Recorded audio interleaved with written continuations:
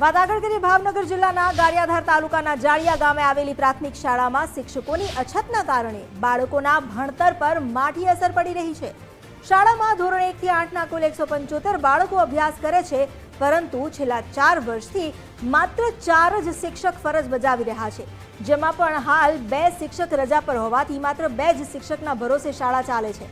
અનેકવાર રજૂઆતો કરવા છતાં તંત્ર તરફથી કાયમી શિક્ષકોની નિયુક્તિ ન કરાતા વિરોધ કરવામાં આવ્યો।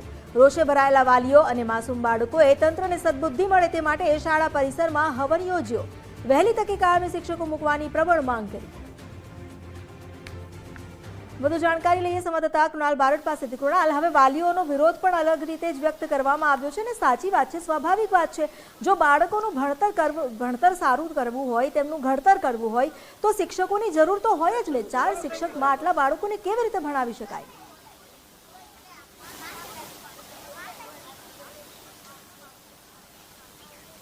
બિલકુલ અમિતા, નરવી જે વાસ્તવિકતા છે તે ભાવનગર જિલ્લાના ગારિયાધાર તાલુકાની જે જાળિયા ગામની જે શાળા છે તે શાળા ખાતેથી જોવા મળી રહી છે। હજુ પણ જે બાળકો છે તે બાળકોને વાલીઓ છે તેના દ્વારા આજે હવનની જે કહી શકાય કે કામગીરી છે તે કરવામાં આવી છે।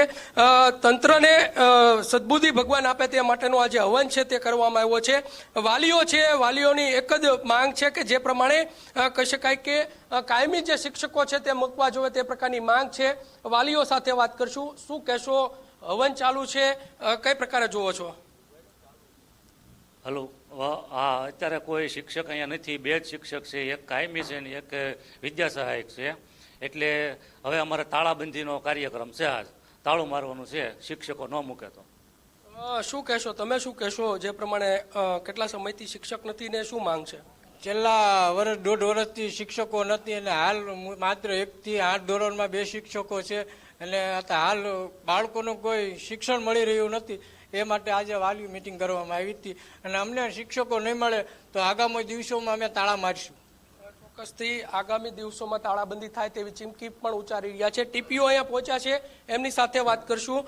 શું નામ છે સાહેબ તમારું? અહીંયા પહોંચ્યા છો, અહીંયા કે પ્રકારે હાલત છે તમે જોઈ રહ્યા છો, બાળકોને હવન કરવો પડે, આ કેટલું યોગ્ય? આવી રીતના ભણશે ગુજરાત? શું કહેશો?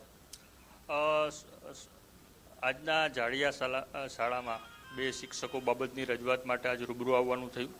ગામ લોકોને સમજણ આપી કે શિક્ષકની ભરતી, બદલી અને તમામ શિક્ષકને મહેકમ લગત જે વિષયો છે એ ખૂબ જ પારદર્શક છે શિક્ષણ વિભાગના, અને આ પારદર્શક નિયમોને આધીન બદલી, ભરતી અને નિયમોને આધીન થતી હોય છે, એની સમજણ આપી। ગામ લોકોને સમજાવ્યા કે ભવિષ્યમાં ભરતી બદલી થશે ત્યારે તમને શિક્ષક ચોક્કસથી મળે છે। હાલ સાહેબ એક પ્રશ્ન કરીશ, આપ પોતે ટીપીઓ છો અહીંયા, આપ પોતે મસાલો ખાઈને વાત કરી રહ્યા છો, કેટલું યોગ્ય? પહેલા તો મસાલો મેં નથી ખાધો, બરાબર, મસાલો નથી ખાધો, બરાબર છે। બીજી એક વાત કરું છું કે આ ગામ લોકોની જે રજૂઆત છે એ આપણે જિલ્લા કક્ષાએ મોકલી આપેલ છે, અને આની પહેલા પણ 2-3 વાર રિપોર્ટ કરેલા છે ગામ લોકો। ક્યારે મુકાશે શિક્ષક? ક્યારે મુકાશે? જો ભરતી અને બદલી બંને સરકારશ્રીના પારદર્શક વિષયો છે, તો આ વિષયો માટે જ્યારે પણ ભરતી અથવા બદલીઓનો રાઉન્ડ આવશે ત્યારે જ આ થશે। શાળાના વાલીઓ છે, ગામના વાલીઓ છે, એ શાળાને તાળાબંધી કરશે તો એની પાછળ જવાબદાર કોણ?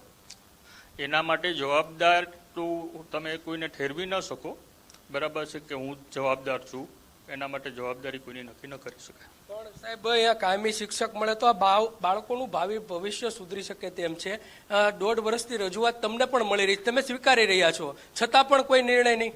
1.5 વર્ષથી રજૂઆત નથી, છેલ્લે એક બેન કપાત પગારી પર માંદગી સબબ રજાઓ પર 2જી તારીખથી અને બીજા એક બેન પ્રસૂતિ સબબ રજાઓ પર 2જી તારીખથી ગયેલા છે। એટલે 4 શિક્ષકો હતા, એક શિક્ષકને પોક્સો જેવા ગંભીર ગુનામાં અહીંથી કામગીરી ફેરફાર કરેલ છે। ચોક્કસથી આ સરકારી જે જવાબ છે તે અહીંયા અમિતા મળ્યો છે। ફરી દ્રશ્યો બતાડવાના પ્રયત્નો કરશું। જોઈ શકાય છે કે જે પ્રમાણે ભાવિ જે ભણતર છે, શું આવી રીતના ભણશે ગુજરાત, આવી રીતના રમશે ગુજરાત, તે સ્લોગનના સરકારના જે દાવાઓ છે તે પોકળ સાબિત થતા હોય તે પ્રકારના દ્રશ્યો છે તે અત્યારે અહીંયા જોવા મળી રહ્યા છે। બાળકો તંત્રને ભગવાન સદબુદ્ધિ આપે તે પ્રકારે અહીંયા હવનની જે કામગીરી છે, હવન છે તે અહીંયા કરવામાં આવ્યો છે અને તેને લઈને ચોક્કસથી હવે અહીંયા ક્યારે બાળકોને ન્યાય મળશે, બાળકોને ક્યારે શાળામાં શિક્ષક મળશે, તે એક મોટો પ્રશ્ન છે. જી અમિતા, આભાર આપનો જાણકારી આપવા માટે. તો હાલ તો બાળકો પણ હવન કરી રહ્યા છે કે આખરે કંઈક સદબુદ્ધિ મળે પ્રશાસનને અને તેમને શિક્ષકો મળે તો તેમના જીવનનું ઘડતર થાય.